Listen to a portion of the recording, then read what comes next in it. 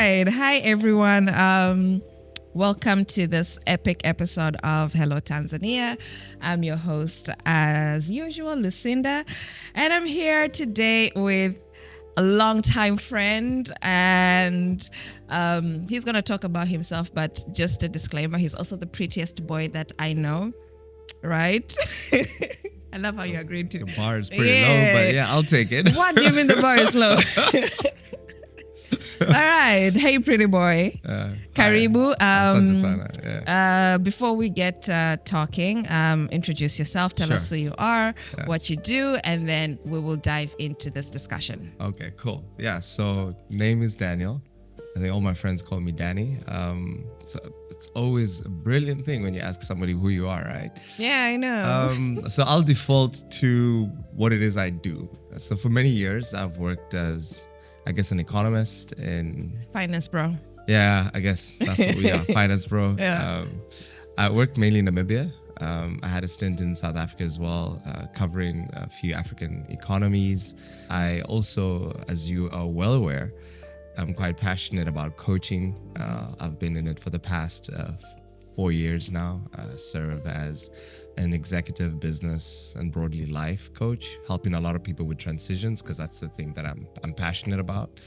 And that really encapsulates, I guess, the things that I do. But intricately, just a normal guy trying to get by life, fulfill my purpose. Yeah, I know.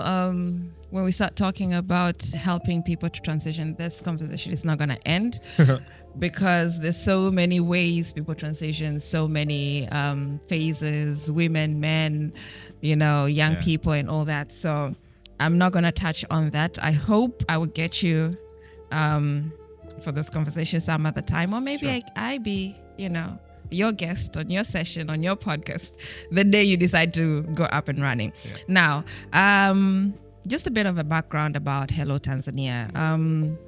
It's a diaspora conversation, but it's a diaspora conversation. We try to create a space for Tanzanians who are outside, who are coming back, who are looking to come back, to try and understand what home is like. Okay. The reasoning behind this was we realized that people come home and the home that they thought they knew has moved, has changed so much.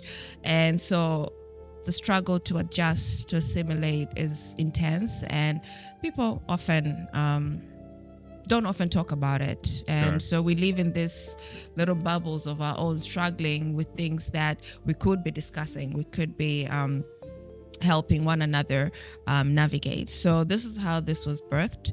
I posted a question because, I grew up in so many places, that, and I've never had an issue with adapting. But, I came home and everything was familiar, but also not familiar. And I actually learned recently that it's not just a Tanzanian thing. I met a lady who grew up in Tanzania. She's Danish. Grew up in Tanzania her entire life. She's Mchaga like you, and she speaks Kichaga perfectly. Oh, I hate her already. Oh my God, I absolutely love her. Her Swahili is so good. Yeah. It puts me and you both to shame. Yeah. But whenever she goes to Denmark, she's an outsider. Sure. And when I was telling her about the podcast, about this conversation, she was like, it's not just Tanzania. It's when you thought you know home, but home is not home. Yeah. It's the same for everybody everywhere. Yeah. So this is how this came about. I posted a question on my socials and I got intense feedback. And, I was like, so I'm not crazy. I'm not being dramatic. There's a lot of us. There's a lot of issues to talk about, a lot of challenges, and it doesn't make sense for us to struggle in silos. Yeah. Right? So we've had a lot of conversations here. We've covered the corporate space. We've covered social scenes. We've covered finances in Tanzania, things of you're invited kutoa mchango and you're like, but guys, I don't have money. And how do you break that news to your family who thinks because you've grown outside then you're loaded, So it's a lot of different conversations that we've had on here. And at the end of the day, it's not just helping each other here navigate, but it also sort of creating a blueprint for those who are looking to come back home. Now, you aren't exactly coming back home, but you're always here. You've experienced your share of Tanzania. And so before we start, I want to know, what are your wow moments whenever you come to Tanzania? Those things that leave you surprised, shocked that this actually happens, you know, the cultural differences that you meet whenever you come to Tanzania. What have you met? And by the way, this is cast your net as wide as you can. Sure, absolutely. Yeah, it's not just people related, transport, hospitality, customer relations, you name it. What are your experience, right? What has been your experience? So I guess in many ways we have to contextualize things for your listeners, right? So the concept of home can be foreign for a lot of us who've lived outside TZ, right? I mean, my parents grew up here, but when I was born, they were living in Kenya. So I never had that unique experience of actually being born and raised here and then moving out, right? So I think that's important. So I never had this prolonged experience in TZ. I've always been a visitor who lives and breathes Tanzania through and through. But my Swahili, as most people know, it's extremely Kenyan, and I'm proud of it, by the way, right? I can see. You make me look good. I can see that. You make me look good when I speak Swahili. So yeah, I keep hanging out with you people. Yeah, we make other people look good. Yeah, so there are always these moments, and I've traveled here obviously over the past few years. I think the most startling thing is how quickly Dar seemingly is changing, but it stays the same. And what I mean by that is, I think, you know, I've experienced this massive drive from an infrastructure perspective within the roads, with a lot of the buildings that, you know, you would visit once and it's like, oh, that's new. I didn't expect this. I remember there were times, and I say this with love, but there were times when you would fly over Dar at night and it was just a blanket of darkness. And, you know, now it's fully lit up and, you know, you can see that it's buzzing with activity. So that has always been an experience, but somehow, you know, there's still certain things that make you feel like, okay, great. I mean, so obviously the traffic, which everyone speaks about, is still one of the hardest things to just get used to, irrespective of where it is you come from. And what I mean by this is, you know, I've had the opportunities to live in places like SA, and there were seasons where they had traffic, but it felt like it was flowing. And in Dar, you know, unless you're like kwa bajaji or kwa pikipiki, like most of these other places, you feel like you're just stuck. We were having, you know, I was hanging out with a few of my relatives the other day, and we were literally in town, and we said it makes more sense to finish work and to just hang out in town for the next like 2 hours before you get on the road and actually make your way home. There's this weird experience you have with service, and I don't know if a lot of people have spoken to you about this, but I don't think a lot of the people in the service industry want to knowingly comply with international standards. And this is I think that's been very kind, unless you switch to Swahili. So like, I find like if you walk into a place and you're speaking English, you're just immediately written off. And the service in that place is going to be absolutely dismal. Really? And then you switch to at least kama ni mwananchi, you know what I mean, like, and then you switch to Swahili and then it flows, and I think people then start assuming, okay, one of us, but probably has just lived outside because the accent is a bit different. But that service, you know, culture it's not really there.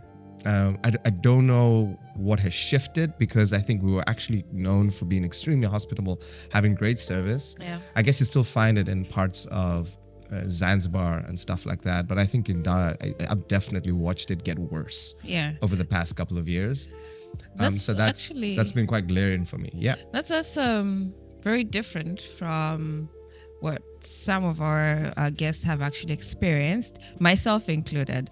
I think because of my Swahili accent or my limited vocabulary in Swahili, when I go into a place where I need service and I speak to them in Swahili, I used to think if I speak in Swahili, you know, they're able to relate to me, so they will serve me better.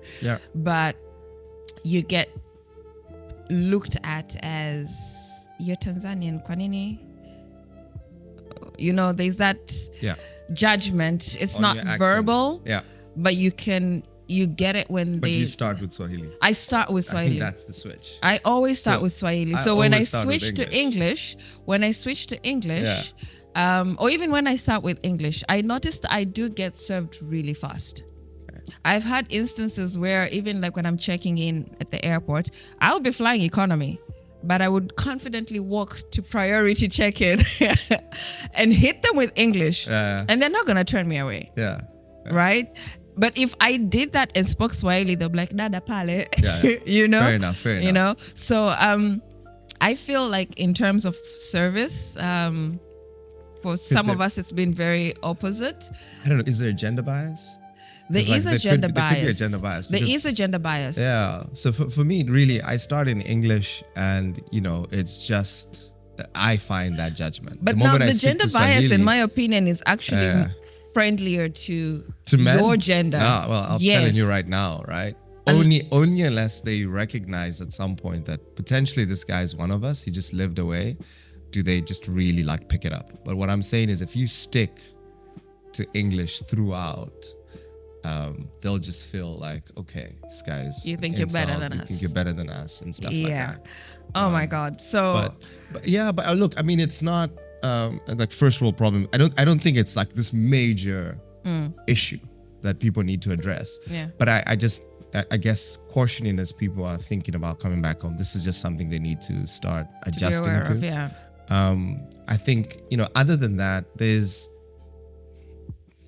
now here's strange. So there's this old sort of view that in East Africa, it's like you find like these, the Kenyans are just the busy bees, always working, watu wa uchumi and biashara, all this kind of stuff.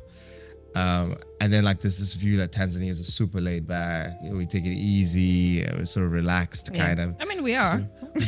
So that's also been quite strange for me. Yeah. It's just not true. Really? I'm not finding that. I'm finding my friends who are here, who are working, they're working really hard, extremely hard. Sometimes they're juggling more than one job. Yeah. I mean, guys are stressed, and I think you find those who maybe have lived outside and they come back and they get like a fantastic job, whatever it's head of or some exco role with some of the larger entities.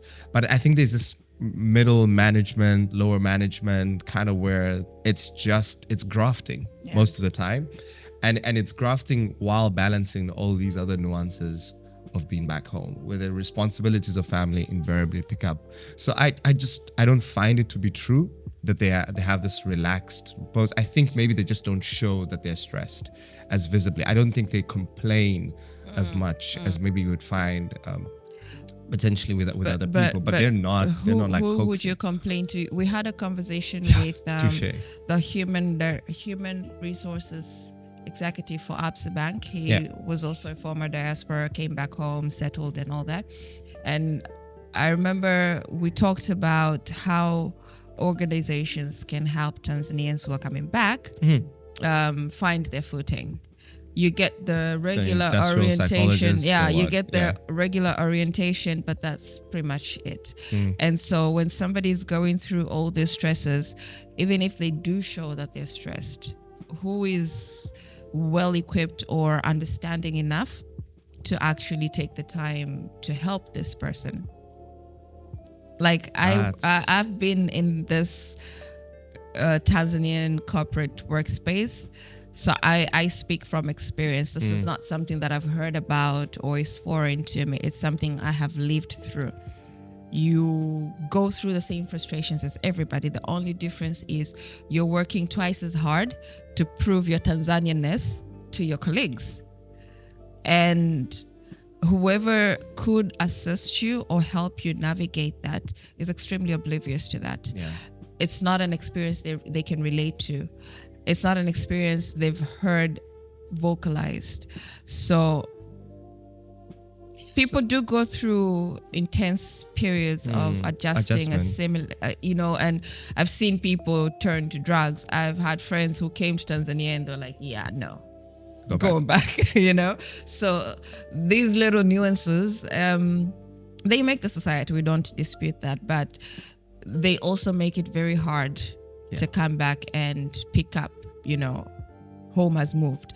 Anyway. So I want to jump on that. So there's something I think you've probably touched on this in previous episodes. So forgive me if I, make this point, but the comfort, or rather the statement I'd want a lot of your listeners to hear who are just domiciled, they grew up here, they're inties, that this is all they've ever known, is that the people who are coming back, thinking about coming back, doing all these visits, just recognize that it wasn't often their choice. Yeah. True. They moved when they were kids. Yeah. It's not like suddenly like they got on a plane. They moved because of the family situation or circumstances. Often it's not their choice to stay in the countries that they're staying in or living in as long as they have. They've just made their life. They've found that level of stability. Yeah. And then it's also sometimes not their choice when they also have to come back home. Yeah. And I think you're right. I think there should actually be kindness. I'm not asking them to necessarily receive different level of service, but I think there should be an awareness of kindness that, look, this guy's story is just different from yours, and so he has to do a little bit more to adjust back. Yeah. But I do want to say this, for those who do come back, and every single time I come, there's this weird expectation is that you should know. Like you should know better. Yeah. You're from here. You should know better. Yeah. Your Swahili should be better. Yep. You should know like these little nuances, these little things about here. And I think that's causes part of the frustration for a lot of people who are from outside and they're looking in or they're thinking about coming back. It's like, because I don't know better. Yeah. And I wish somebody would actually journey with me. I'm sad to hear that. The crazy thing is sometimes you actually do know. Yeah. You just don't know the nuance that, or whatever the name or the culture that is associated with. I'll give you an example. A few days back when the Singapore president was doing his speech at the university, I was with a friend of mine, and there's this greens that was cooked. I honestly can't remember the name. And so when I was ordering the food, he knows my story. Yeah. So he knows that there are things that often go over my head only because I didn't grow up with them. And I taste this veggie and I am I know it. I've had it before. I just don't know the name. So when I was ordering the food, there's that look of, I don't know what that is. The other people and the waitress are all looking at me like, how are you speaking Kiswahili and you don't know what this is? So he kind of just managed the situation. He's like, "Uya jakulia hapa." I'm like, I hate it when that happens because you're automatically putting me in a box. Yeah. And this is something that a lot of people tend to meet, right? It does come from a good place. You are trying to explain why perhaps Lucy doesn't know 1, 2, 3, but you're also putting me in a box. Yeah. Because automatically these people are going to start treating me differently. You go to family functions and the aunties are like, "Oh, ni mwanangu ndani, amezaliwa mahali fulani, ameishi hapa, yada yada yada." Automatically the cousins and everybody that you could have related to on your own terms has already put you in a box, and they start treating you a certain way. Yeah. And so that makes it just compounds onto all those challenges that we tend to navigate. Now, we've talked a lot about experiences and expectations, but today's conversation, I wanted to focus specifically on something that you're passionate about. Yeah. Men and mental health. Yeah. Toxic masculinity. Okay. Yeah. We're gonna get into it, huh? Yeah, we do have to get into it. We have to get into it. So, just for the sake of context, right? We do know men everywhere. It has nothing to do with you moving to a different country and all that. Just generally speaking, men tend to bear anxiety, frustrations, you name it, quietly. We live in societies that haven't normalized conversations on men and mental health and toxic masculinity, all these expectations, right? So the way men tend to cope with mental health challenges, with any type of life frustrations, sometimes it's not healthy. Oftentimes, I think there is a statistic somewhere, I just need to remember where I read it, that men, the lifespan for men is actually lower on account of the mental health related issues. Women tend to create communities for themselves. They talk, they share all their burdens, they cry, they laugh, they express emotion. Men don't often do that, Yeah. right? And a lot of times it takes something intense, something big happening for someone to actually, for a man rather, to realize that, oh crap, That's stuff to address. I need help. Yeah, sure. I need help. Because I think knowing that you have stuff to address is one, but actually acknowledging that you need help addressing this is a whole other conversation. Now, you have had your own share of life experiences, stress. You've gone through, all of that. So without getting into details about your experiences, I first want to address the silence aspect. Okay. I know culture plays a big role into this, but we like to think that we've evolved as a world, as a society. We like to think that we've evolved in every aspect, but when it comes to talking about real personal things, men still struggle with the silence. What age do you think men or boys are first taught, to suppress their emotions? I think I try so hard That's as a boy heavy mom. question. Yeah, as a boy mom, That's but a I heavy also need to be question. very conscious Okay. when I talk to my son. At what age do you think boys start hearing, you're a man, you shouldn't Sure. cry? And I think that's what leads to suppression of emotions. Okay. So So I think a couple of things. Firstly, all power to parents out there. There's no judgment around this subject, and I love the way you actually, that's the question that you went for. You built up on a lot of stuff, and then you were just like, we need to where get was to the root problem? of things. Where did this actually start? Okay, Yeah. so generally, there's this.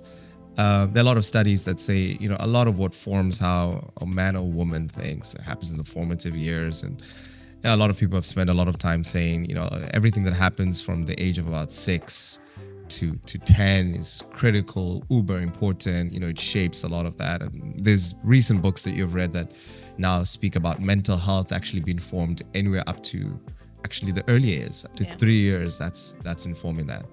But to the point and to the question that you've raised, and again, not speaking as a psychologist, but just speaking as someone who's really been passionate about this area. and as a man and as a boy who's aware of himself. Exactly. I do think there is, there's stuff that starts happening around 7 or 8, where you start first noticing the differences, the tangible differences between the way you observing the world and the way in which your sister's observing the world.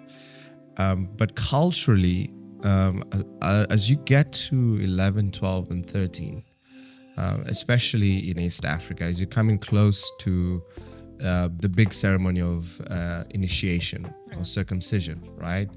This is really when you would find this conversation about, at least the society, they're trying to draw you into your manhood. They're trying to call out the man, sort of using that sort of biblical narrative.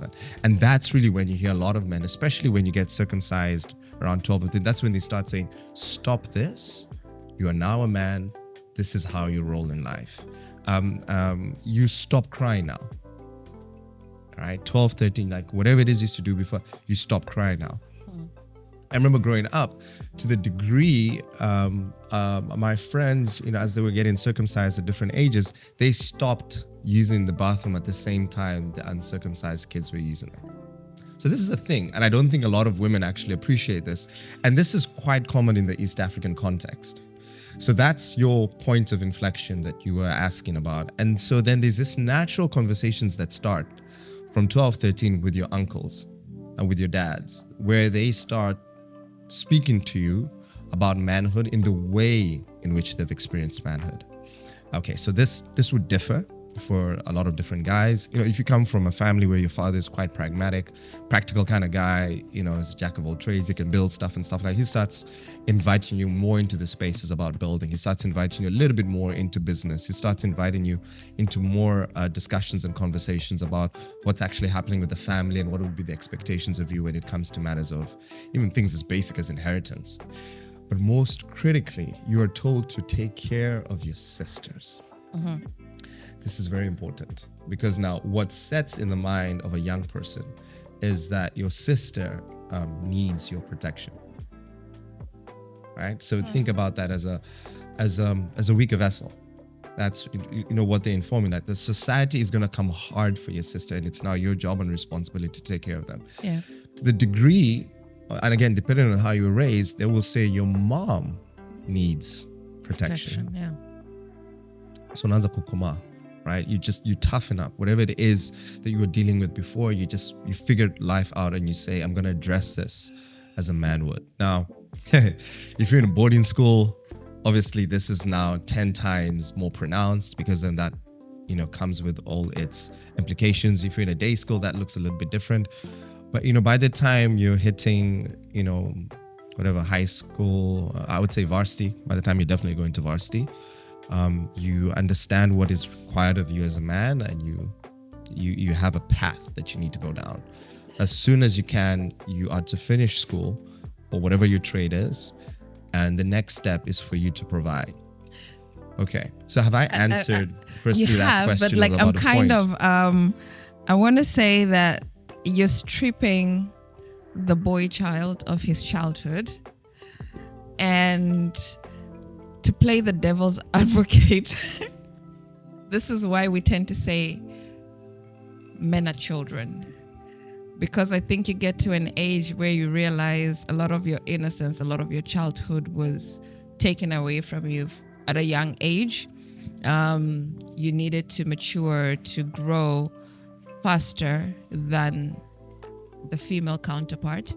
And a lot of your emotions, a lot of your emotional processing systems were stunted as you're growing up, because everything is being stifled. You need to look after your sister. You need to be able to provide. You need to do this. All of that is being hammered into your very young mind before you fully processed that. So all of this is being hammered into your mind, but you're not being told that, utapata stress ya aina hii when you're dealing with this. This is how you could deal with it. So when the stressors hit you, you know that you need to provide, but you don't know how to address the stress. So I want to interject there. So, it's interesting you think that's young, 12, 13, that, that is quite young for a man to go through this. I think a lot of male listeners will tell you, they'll think that that's actually the right time. Yeah. I do think that men actually have the capacity to be able to address this and to be able to handle these things. I think the part that you're getting at is potentially there isn't a conversation of how to deal with the stress. Not so much that the responsibility isn't yours. Because in a lot of instances, for a lot of men, they recognize this. This is something that they're very proud to do. They love doing it. Yeah. I mean, I'm not walking around like a lot of guys, especially who I grew up with from here. They don't necessarily feel like, they're hard up and, it's just tough. They're actually embracing their manhood, and they love being able to serve as the hero for their family. I think a lot of guys have that complex, and it's okay. It serves them. It works for them. What you're making reference to is potentially there's no conversation about what do you do when things get tough. I think that's something that people conveniently remove out of the conversation. And so then to replace that, men start thinking, oh, okay, so when things get hard, it's the women. The women must serve me. I'll have multiple girlfriends. I'll have multiple relationships, because that will help me. Beer. Yeah, that will help me deal with that. Yeah. Oh, I'll get alcohol. Oh, yeah. I'll get drugs. And so I think that there is sometimes that miscommunication. In calling the man out of the boy and saying, you have this capacity, potentially there isn't that additional conversation, which is, hey, firstly, no, you're not alone. B, I will walk with you in this season. And see that, when you do need help, it's okay to ask. Potentially that doesn't happen. But, in terms of timing and whether or not it should for men, I think that's a debatable thing. Yeah. You touched on the pride that comes with being able to provide. And again, this is not just a Tanzanian context. I think it's both an African and a global perspective. Men tie their whole identity to their work, to the money they earn, and to how they're able to provide, right? And while success is encouraged, I mean, I don't think there's any woman who wants a broke man out there, right? meant in a mental space now. When a man, for example, loses his job, his source of income, struggles financially, or is feeling left behind, they're not often able to really talk about this. The coping mechanisms aren't exactly healthy sometimes. Addressing the burnout, addressing the shame that comes with it, those feelings of isolation that might be going through this man's mind. These are not things that you're wired from a young age to be able to navigate, to address. Sure. You're not exactly raised in a culture that says you can come talk to your blazers. I love the word. Yeah. Sort it out. Yeah. So I have brothers, I have guy friends, you guys. I see how guys tend to deal with this. And as a good friend, sometimes I do sit and I hear them out. And I think I've done a good job in creating a safe environment for my guy friends. But not everyone is that fortunate. So their coping mechanism would be, let's go have a drink. And you're at the bar with your boys, you're drinking. You're not actually discussing or addressing what brought you to this point. And you leave there wasted, staggering home, but the problem is still going to be there once you get sober. Now, how can we even begin to change this conversation? Because I don't think we want to be parents who raise young boys who come to behave like that, right? So how do we go about changing that? And by the way, as you're answering that, I want you to take it from a parenting perspective as well, both for dads who are active dads in their children's lives, but we also have moms who are raising boys on their own.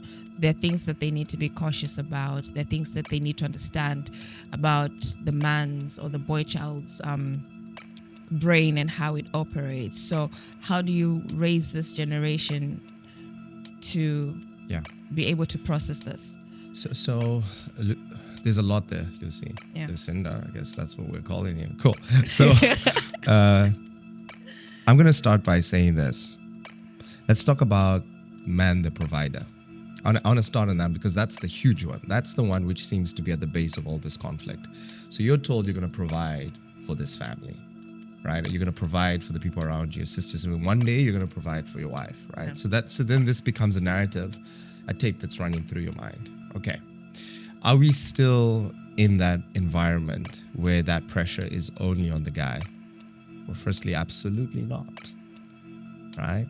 So I think the guy is being told to provide, but I think I'm finding more and more women who either stumbling upon this role or just have to carry this role because now they are educated and then they realize that, there's so much black tax. Of responsibilities. Right, there's plenty of responsibilities, right? And so they're learning to lean into it. Yeah. So I think there's this awkward thing of that you're providing, but you're not the only one providing anymore. It turns out women are also providing. Women are carrying their own. They're having spaces. They're having intellectual conversations about what they're going to do with the money, how they're going to support their family. Women want to build homes. So the playing field has also changed. So then you spoke about this next thing was, so what happens when that role is taken away? You lose your job. I'm going to be brutally honest with you. I 100% agree with the fact that then your sense of identity is lost for a lot of men. I made the statement at the beginning where when you asked me so tell us who you are, and I made that I'm gonna go the traditional route and say what I do. But really, that's actually the statement for a lot of men. You have this view in life that what it is you do will define who you are as a person. And so when you lose your job, you have lost your validity in society. This is the problem. This is what is causing a lot of that mental stress. This job for you was a version of identity, and it was the way in which you would brand yourself in society. And then suddenly it's yanked away or you lose it. And so that you're fuffling. You actually don't know what the next steps are. And so I think there is a discussion regarding who you are versus what you do that needs to take place for a lot of men.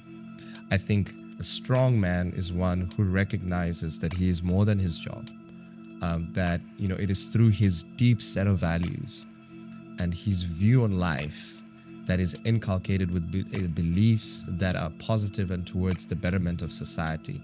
That should be the internal or driving force that allows them to attack each and every day. The job you do is simply an expression of that, right? So you lose so much beauty when you box men into like, anafanya kazi pale, he does this, when there's just so much about this person that the world is not getting to experience. To have that jump from do to this is who I am is massive.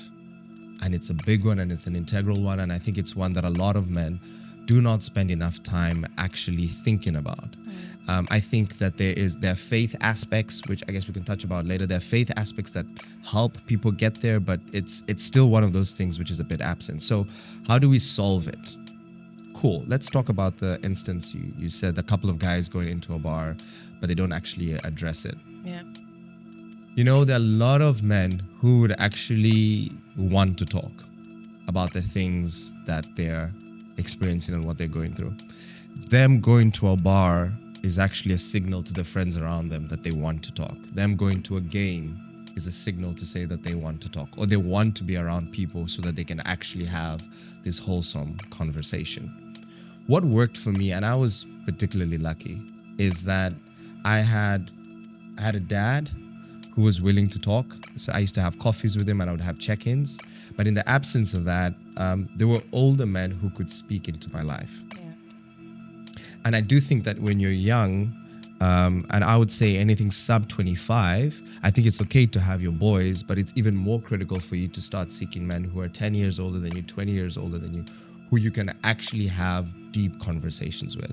The funniest thing, Lucy, since I started coaching, especially men, was that I found that they had a broad theme where it's like, I want to come to coaching because, I want to advance my career. And then when they get there, it's like, I just feel like since my dad died, this happened. And so you realize actually they were just looking for a space where they could be honest to talk about things which they definitely don't want to take to a therapist, because then there's something physically wrong with them mentally, right? It's easier for them to go to a coach. And then you also find in those sessions that they're not looking for someone to coach, they're looking for a mentor. You've walked this journey, tell me what to do. So to bridge this, I think there's a lot of efforts being done by older men, a lot of organizations where they're trying to say, what young men need is actually just older men who have made it in society, who are walking the journey, they're with a family, they figured a couple of stuff out and they're willing to have these conversations with them. Yeah. And I find that is enough, because men in themselves are quite adventurous. So I don't think they need to have coffee dates every single week. And I don't think they need to talk about their feelings every single week. I haven't found a lot of men who are wired like that, but they want to be able to do it at least once a month. Once every 2 weeks, at least. And then they can kind of go on and work off the high of their testosterone to achieve the things that they want. The other thing is they want to know that there's a backing. And so, man, this I guess is somewhat controversial. And I guess there are a lot of men right now who don't feel like society is backing them up. They just feel like the narrative is not about them, and they're horrible members of society. I think a lot of men are walking around there like they're not doing right by their mom, they're not doing right by their siblings, they've done horribly with women, and so they're looking for this space of like, is there anyone who's actually got my back? And then the answer they get is, we've given you sufficient time in society and look at how you guys screwed it up. And I think that narrative is damaging a lot of men, because it's a lot like World Cup right now. We are seated watching these guys playing soccer for 90 minutes. We've got their back. You know what I mean? Like, I'm an Arsenal fan. Like, we supporting our people like they were brothers. But except for Bafana Bafana. Unawageni, right? Unawageni, people whom you know, like people who are right next to you, your family members, and they lack that backing. Hence the girls, the drinking, the drugs, and everything else that could bring about numbing behavior. Right. And it could really be solved by that, in my view. I'm curious, though. The backing, I know a lot has changed. As you mentioned, that women are also stepping up to these responsibilities. We're living in times where we've really pushed for women empowerment, the whole conversation on feminism. And at times I do feel like the conversation is kind of twisted. Don't come for me. Don't come for me. I do tend to feel sometimes that the conversation is a little bit lacking in the sense that we are creating all these spaces and conversation and platforms for women, and we're not training or coaching or mentoring the men to be able to deal with this new type of woman. Well, let's just say deal with the new world they live in, right? Because they're not just dealing with like whatever a new version of a woman, they're also dealing with a man in a completely different society that's existing in a different world than their dad did. You know what I mean? So the UN has this big thing right now where they're talking about we need to protect the boy child. They felt like they pivoted for too long. Yeah. Right? Yeah. And so the boy child, that's a term I hate. Like, it's just a joke at home. But anyway, so like there's this focus on the boy child. We talk about it as well in the office. But I get it.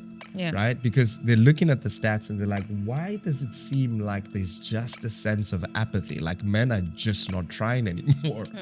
You know, pushing themselves at school, or kind of pushing themselves in society. This is, there's no pride. Yeah. They're just taking a very lackadaisical approach to life. But they're also unnecessarily aggressive sometimes. I think so, and this is where potentially the cultural difference comes in. Because we've had these conversations before, and you were telling me, your experience with men here, right? I was listening to you and I was just like, that would never fly in a place like Namibia, in a lot of the places that I've worked or I've seen, let alone in South Africa. Yeah. Right?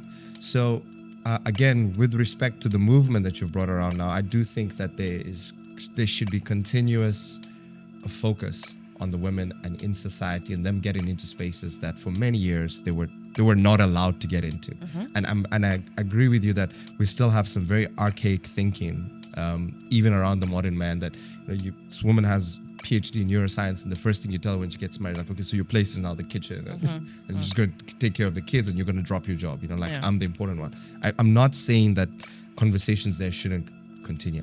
What I'm saying is that it should be combined with also conversation for men, because you asked me to say from the perspective of a dad. Right, and it's something my wife has challenged me on, and she's just like, yeah, I see you, because obviously, daddy's girl, daughter's there, she's 3-year-old, she's a little bit more animated, and she would constantly ask me those questions, like, are you going to have similar conversations like with your boy as he's growing up? Are you going to be there present to help him navigate society in future? Because she's more concerned also about him. Yeah. Right? Some of the stuff that women are still facing is obviously the fact that when you walk outside in other parts of the world, the first thing you're thinking about is safety.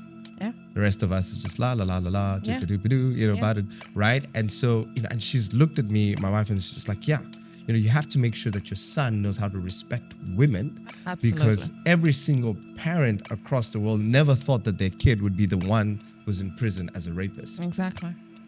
Yeah. Right? And that hits home because you realize these people are coming from families. Yeah. So yes, people argue maybe we pivoted too much to women. I don't. I think it's cases open. I don't know whether we went too much on one side. All I'm saying is that I really do think we went a bit much on the one side. Okay. Only because I have a son now, so I see. So I see the importance of creating that balance. I'll give you an example. I saw something happen I think this was last year. Neighbors' kids, they were doing something, and I remember when I went to talk to the boy's mom, she was extremely defensive about that particular behavior. And blamed it on everybody but the upbringing. No, he probably saw Dada watching on TV, and I'm like, it does not matter where he saw it, where he learned it. Hell, he probably learned it at school or heard about it at school and decided to experiment. He was 5. Do you understand? A 5-year-old? 5-year-old, yeah. No, it's... So I'm like, wild. It does not matter at this point who is to blame. What matters is he now knows. What are you going to do to curb this behavior or to teach this child what is right, what is not right? Because one day, if you're not careful, you're going to get a call that your son did 1, 2, 3 to this girl, And there's you wouldn't nothing you know can how do. to- And whether we like it or not, boys are villainized hard, Yeah. really hard. Yeah. You need to teach this child. So yes, I do think now as a parent to a boy, I do think we have really strayed Way too much heavily over. onto the girl child, which is good. But now a lot of the teachings Balance. that we puts all the responsibility on the girl. You have to dress a certain way so that the boy is not attracted. You have to be home by a certain time. You have to make sure that you're not walking around on your own at a certain time. You have to make sure, my dad, bless his soul, did is all of very that. protective. He made sure that you have your tasers, you know how to protect yourself. But it still feeds into the responsibility of the girl. You have to make sure, okay, you're in a relationship. You have to make sure that you're on contraceptives. Why is the burden for contraceptives on the girl yeah. when it's a relationship? So while we have really created platforms to empower the girl, we still have drifted way too far to the point that a lot of the things that should be a boy's responsibility as well have been put Yeah. on the girl. So it's hard to hear, but And I it's think true. this is why this conversation on mental health is important, Yeah. because if this is how these boys are growing up, this creates a whole other generation of toxicity that we are not prepared for. We are training the girls to do certain things, but the boys are not trained to understand that no means no. The boys are not trained to understand that if she's on her days, you have to respect that. You can't force yourself on her. You can't, if she says no, even if she's not on her days. By the way, I never understand this. Netflix and chill, this whole thing, Netflix and chill that this current generation is doing. Come over. This is a date. Come over. Let's Netflix and chill. I don't want to come to your house. Why? Are you scared I will rape you? Why is that the first thing that the boy is now wired to run towards? Because I am not comfortable coming to your house because I just don't like going to people's homes. I'm not comfortable coming to your house because I don't think we know each other well enough. I'm not comfortable coming to your house because I just don't want to come to your house. There's so many reasons for me saying no that have nothing to do with the prospect of you doing something to me physically. But that is the first leap that guys, men, boys in this generation tend to run towards. So I do think the empowerment conversation has created very alert women, very informed women, but also very men that don't know how to deal. So that is something I was actually going to speak about. In the calling out of men into manhood, as they start providing, as they start catering for what it is they think they need to do as society, there could be a missing conversation. And I think part of that missing conversation is that the women that you will meet are not products. So remember, we made the statement earlier. So then men turn to alcohol, they turn to drugs, and in the exact same bracket we put women. Almost like to say that we are actually looking at women as a whole as an additional product that just men use. Yeah. And I think that's where we have faltered as a society. I don't think that there's been very honest conversations for a lot of uncles, dads, or even moms with their sons around the fact that this is a human being that is expected to be loved and cherished. And like you aptly said, this person is not there to fulfill your desires. They don't exist for your benefit, right? They exist because they have a God-given purpose that they need to fulfill, similar to you. Yeah.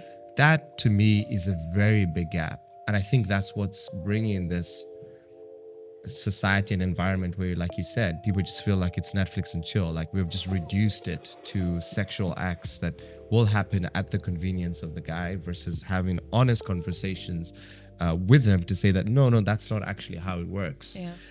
And to fix that, we've spoken a little bit about culture, and I would argue that maybe there aren't a lot of Tanzanian dads, speaking of, here in where we are, maybe there aren't a lot of Tanzanian uncles who are having those honest conversations with their sons. Yeah. But it could be something that potentially extends globally. But here's the crazy thing. I don't think a lot of them know how. Yeah. Part of what I've seen in a coaching perspective is the reality that people would bring about a problem and they honestly don't know how to actually address it. Yeah. They don't know how to appropriately ask a woman out for a date, appropriately ask out for courtship. It's become very gimmicky. Yeah. Right? They're relying on what it is they see on social media. They're relying on what it is they see in movies. There is no this honest conversation. And I think the other reality is is this chase thing. You're there to chase. So then that just creates the mindset that no, you're the predator, they're the prey. Yeah. And that's the dynamics that's informing a lot of the men that you are unfortunately interacting with, who you can find to be so well kept, well put together. They can pitch up at the office. They know what it is, what they need to do, whatever. They're fantastic at church. You're looking at them, you're such a stable guy in society. We can see you adding value.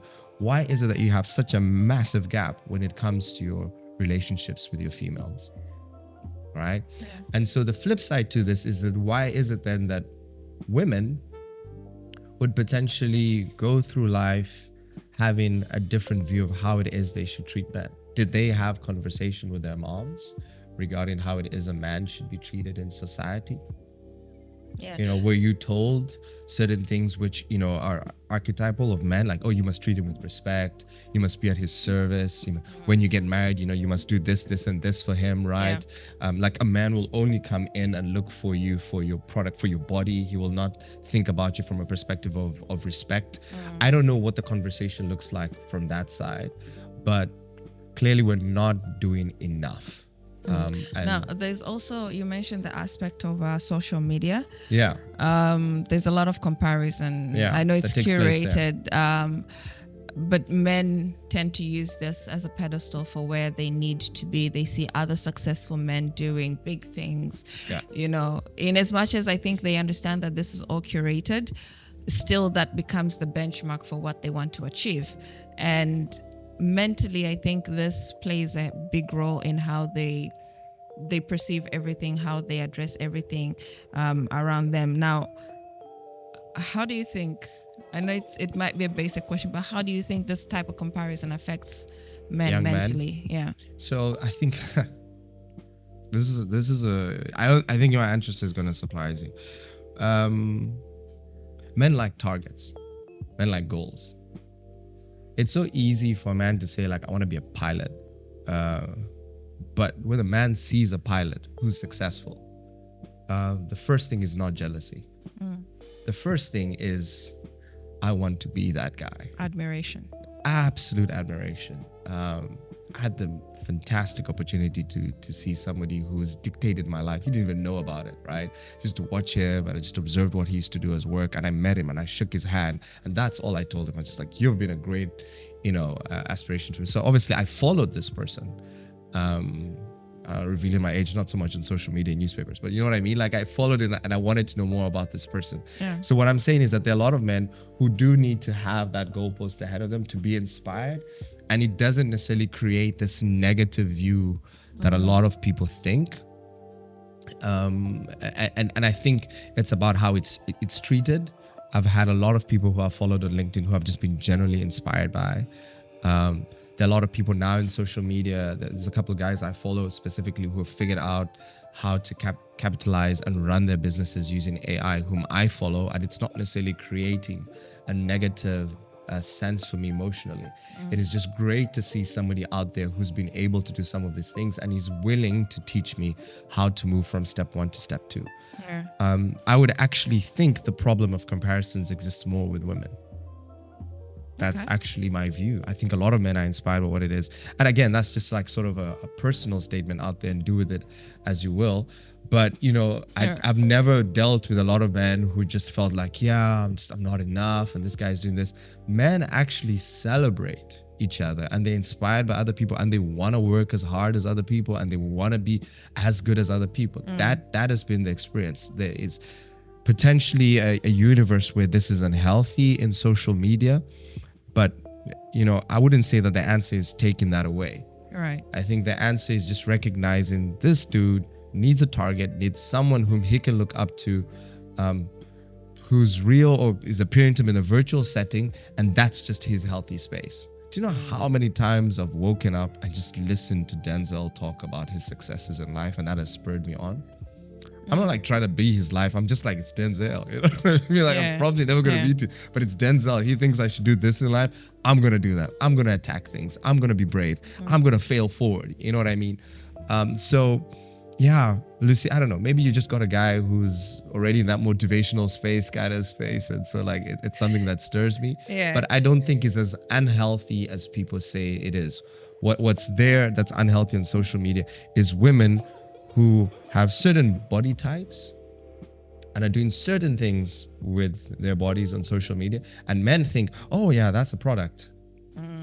That to me is probably what's causing more issues than them seeing another guy who's successful. And okay, I know we're running out of time today. Yeah, sure. So I just want to get to the last part, because I don't think this conversation is ever going to end. Coping and healing. Oh yeah. Before you can start healing, you need to recognize awareness. Yeah, you're Step vulnerable, one. you need help and all of that. So first of all, I think we have about 5 minutes. We need to use that wisely. Okay. How can one tell that a man is shutting down mentally or frustrated or struggling? How can you even begin to recognize what are some of the signs that you think men do often show? Okay. Very difficult question. So I'll deal with the ones that are very specific to corporate. Is that fair? Is that fine? Yeah, we can work with that. Let's start with that. So constantly saying they're tired. So those tends to be the first sign that you see a guy is checking out. It's just like, I'm just so tired. When they constantly start complaining about the little things, you can see that you're starting to lose this person. Yeah. And then there is this, you can actually observe when passion starts to dissipate from someone. You'll see it's the way in which they talk, the way in which they show up in meetings.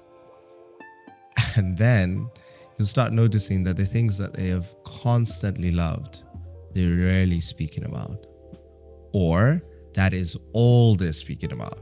So this is a very interesting one, right? So you'll find a guy, like if it's soccer, you find like that's all he wants to talk about is this Arsenal is all he wants to be able to talk, right? He could be avoiding having other conversations that are not there. So it tends to be attached with some of these other behaviors. So that's the observation ones, right? So you look at those markers, and again, this is, we're trying to collate a lot of natural human and man emotions and trying to put them in a little box, which is not fair in itself, but those tend to be immediate signs. Now, when it comes to coping, the coping, the healing, in an African context, you're told pray. Whether you're a Muslim or a Christian, faith plays a big role in that. Therapy, which is not very normalized. But what else? I know guys tend to use exercise, so a physical outlet helps. But beyond that, I think there's also that power in talking. How do we get gentlemen to begin vocalizing, journaling? I don't think men journal. Do men actually do that? They do? Yeah. Especially a lot of private school men, they journal. I'm yet to meet guys that actually journal. Yeah. If it's a habit that's taught in school, you'll find them journaling, just probably not as regularly as women. All right. Okay. How do we get men to talk? So men are always talking. It just looks quite different from the way in which women are talking. Remember I said there's this learning that's missing about how to talk. Great. So a guy's tired. He's been tired for a long period of time. One of the skills, coaches would have is we will know how to prod. They would ask those questions like, oh, so you're tired. Like, how long have you been experienced this exhaustion? Like, when did it start? And then from that, how is it impacting your day? These are questions that then prod a guy to open up a little bit more. I think I definitely think that a strong sense of faith helps, but you will find a lot as well that in church, irrespective of what you call that to be, there's a big drive for a sense of community and connect. So if men are just pitching up as solos in church and they're not necessarily finding a brotherhood, that can become problematic. I think men will know and say like, I need help. The challenge a lot of men have is just how to articulate that. So how do they get to a place where they become better than articulation? You're right. I think the more you talk about it, the easier it is for a lot of men to be able to find the right words that they need to use to actually express emotions, because EQ is not really taught naturally for a lot of men. And so they don't know actually how to place this. But where they talk is just as important. So I think a lot of people expect men to sit down and come and have tea parties so they can, bear out their souls, or that they will talk the moment it is they go to church, and so they'll just suddenly open up. No, men want to know how to talk, but they want to talk in spaces that, like you said, are pulling on the tugs of testosterone. So they'll do it in a bar because potentially they're playing pool or they're playing darts or they're catching up with someone, and they can combine that with other things that they love. They'll do it at the golf course. Yeah. They'll do it at the gym. So you're noticing a theme here. Yeah. Physical activity is huge for men. Yeah. I think a lot of guys who don't work out are looking for opportunities to work out so that they can also express themselves with some of the feelings that they have. Right. So, it's probably not the most comprehensive way I could answer you on this, but I do think that those will probably be the signs, and that those will be probably the next steps. And for men out there is a lot of help that's healthy. I always say this as a joke, but it's become so true. The first step is like, if you feel too embarrassed to go to a therapist because you're dealing with a trauma, whatever, go find a mentor or a coach and start there. Yeah. These are people who are actually qualified to listen to you, to ask the right question, and then that brings about a lot of natural growth. Right. Now we're at the very end. Yes. At the very end. I have one last question, and I want you to look at the camera and talk to the people. What's one thing you wish men could say openly without judgment? Ooh, okay. Way to go, Lucy. I love that. So I think the one thing, Mike, that men would potentially need to be able to say is, I'm sad. I probably think that's the one thing some men would want to say a little bit more often, because sadness is such a weird thing. It's attached to all forms of physiological problems. Immediately people are like, oh, are you depressed? You have all these sort of mental health issues, which sometimes they actually do. But I do think a lot of men would want spaces to be like, I'm actually just sad about this specific situation. And they want to have spaces where they could say that. You said one thing, so that I'm gonna stick to your one to your thing. Rule I'm sad. And your guideline. Yeah, sad. I think the man want to say that. It builds into conversations over. I'm sad is actually quite. Are you sad now? Yeah, it's making me sad right now. I feel bad. It is a powerful statement. It is a powerful statement. And to be invited to say that, I think you will find a lot of men who just open up, like if they could sit in their sadness and recognize it. Okay. I think sadness is that one emotion that we don't often express. It's a byproduct of anger. It can be a byproduct of heartbreak. Or it could just be a byproduct of a bad day at work. But actually calling it out as sadness, I don't think I feel like even women sometimes don't really know how to put that word into action. I know when I'm angry. Oh, I know when I'm pissed off. My pissivity levels. Yeah. But then once the pissivity levels have hit the sky limits and I'm crashing, that is sadness. That's sadness. But I don't dwell in the sadness. I still have the factors and the things that pissed me off driving. So I'm not actually calling it out for being sadness. So I'm sad. I feel like that now goes to women as well. I don't think that should be. But remember, you started off, men, you're tough, raised, you're going to provide. Yeah. What room do they have to be sad in all this process? So being allowed to say that right now, is huge. And Yeah. then, So I know I said one thing. You want a 'cause second one? No, not a second one. Not a second one, but there are men who are going to be listening, who are listening to this right now. What would you say now to round up everything we've discussed here to that one gentleman who's feeling? By the way, this conversation is running on Father's Day weekend, and we know June is men and mental health, so it's very important to understand there's a lot that goes on. So to that gentleman that's watching, that feels overwhelmed, and still feels like they have to carry it on regardless of their feelings, what would you say to that man right now? So I would say to them that you are tough, you are strong, and you are powerful, but that does not necessarily mean you will not have moments of weakness. It doesn't necessarily mean that you can't take a moment to pause and lean into conversations, especially with much older men who have walked the exact same path that you have, so that they could help you do it in a healthy way, irrespective of what it is that you're going through. But what I really want to tell them is that they're going to be pleasantly surprised as to how open, older men are in today's society with having these conversations with the young men. There is a sense of mentorship that I'm finding men willingly want to give in their 50s and their 60s, that they actually just want to have this conversation. It is true, it is tested, irrespective of what culture and background you come from. They actually want to sit with you, help you, guide you as you do this journey. Yeah.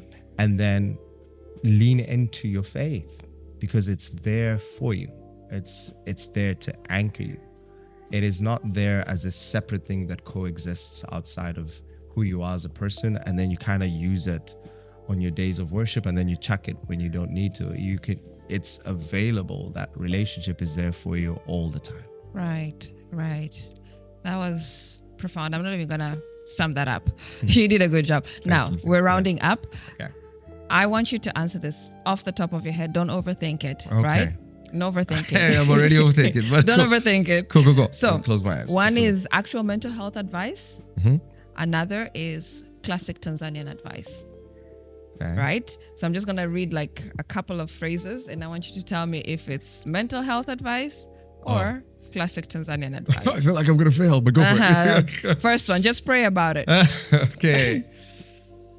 That You're is overthinking classic cultural advice. So you want me to be quick in my answers? Yeah. Okay, so give me the two words. So I say cultural or mental health? Yes. Those are two words? Yes. Okay, cool. Okay. So cultural, number one. Okay, so that one was cultural. Take a walk and process your emotions. Mental health. Wanaume hawali. Cultural. Rest is productive. Mental health. Tafuta hela utafeel better. Cultural. Okay, no, we're done. That's Okay, it. Anyway, thank you so much for the conversation. I know we won't finish, but I want to read something. These are just notes I was making as we were discussing. First of all, mental health is not a weakness. We can agree to that. Vulnerability is not failure. And to the gentlemen that are listening to us, healing doesn't make you any less. It doesn't take away from your masculinity. It just makes you human. Yeah. Right? And yeah, those are just some of the notes I took. It's been so great talking to you. Thank you for your time. And we're going to redo this now with the coaching side of things, because I feel like you've heard a lot as a coach, and I really want to talk about that. I'm nosy like that. There are a lot of disclaimers in coaching. I'm very nosy. Anyway, Thank you so much for joining us, Danny. Sure. Thank you guys for also tuning in. And until next time, this is Hello Tanzania, and I am your host, Lucy. Bye. Bye.